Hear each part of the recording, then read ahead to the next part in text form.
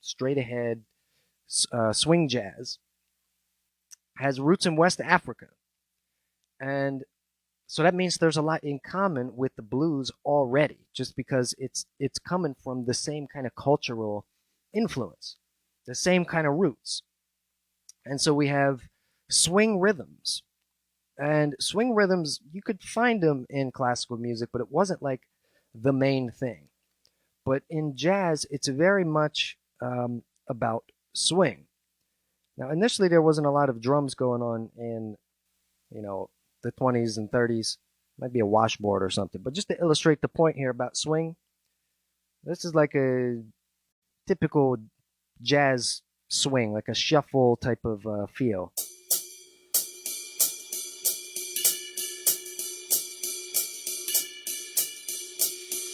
And if you listen to the top, I'll play it slowly for you. So it's ba, ba, ba, ba, ba, right? So it swings, da, da. Instead of,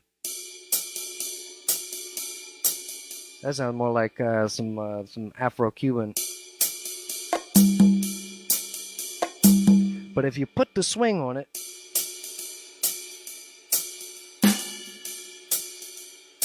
you get a nice jazz swing. Also, rhythmically, we have polyrhythms, something very, very common in African music. You'll hear lots of in African like folk music, their traditional music. You hear lots of different types of drums doing lots of different kinds of things, but they're all exactly in sync. They're all counting it or feeling it. There's a pulse to it. So even if you have polyrhythms, even if you have like, so I will do a cowbell, we'll do a little timbale here, and what else? We'll do a clave.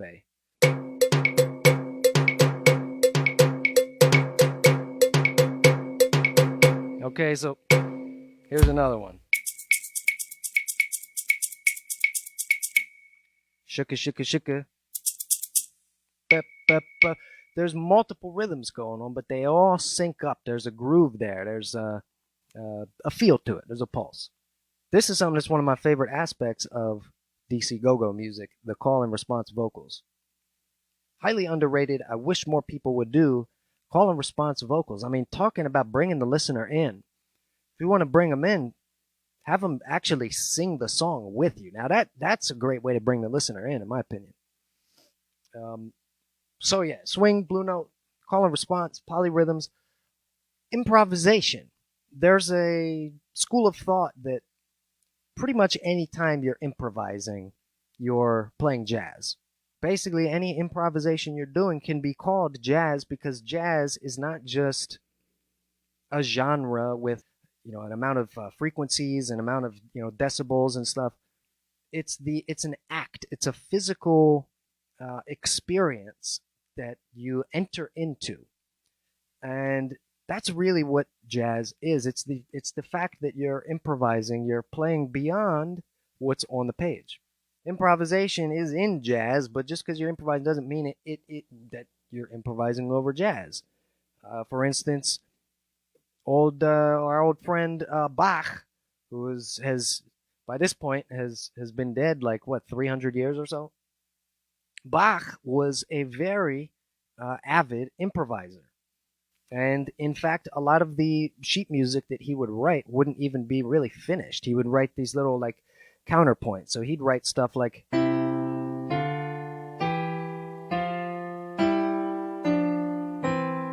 then he would go back and make it into this.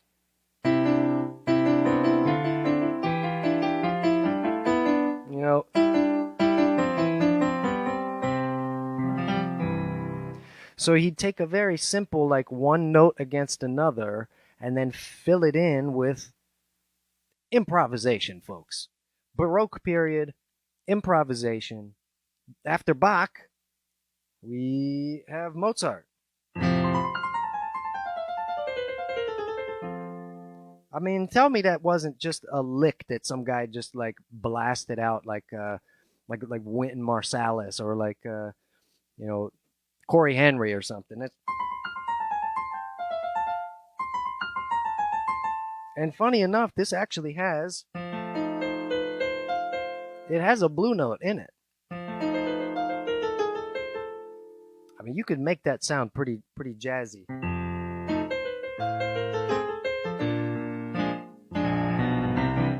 And that's Mozart, y'all. It really is.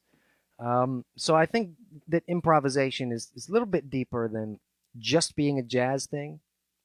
But jazz is very much built around what happens when you get a bunch of guys together for the sole purpose of improvising. And that's what's great about jazz, is there's a freedom there. We have bebop in the 1940s, okay? We have free jazz coming along in the 50s, which maybe they started to lose the plot a little bit at that point. But also in the 50s, we had modal jazz, which is amazing.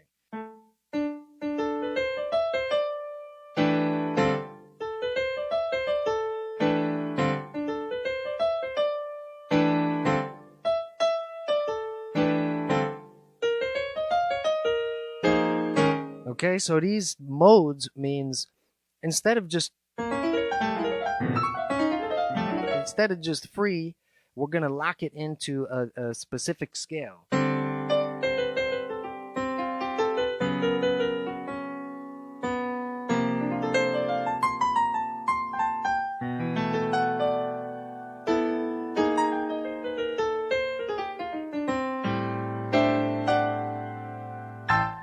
So the mode idea, I think, is hearkening back to the blues scale and the blues form. They were like, all right, free jazz is fun and stuff, but we're not selling enough records, y'all. We need to put some boundaries on this. We need to have a way that people can follow along with their ear instead of that. So that's the 1950s, and we just covered basically the entire history of jazz, and we covered the inception of blues music, and we talked about how blues music was very appealing, not because it was exactly the same as what the majority culture at that time was listening to, not because it was the same, but because it shared just enough aspects in common with traditional Western tonal harmony.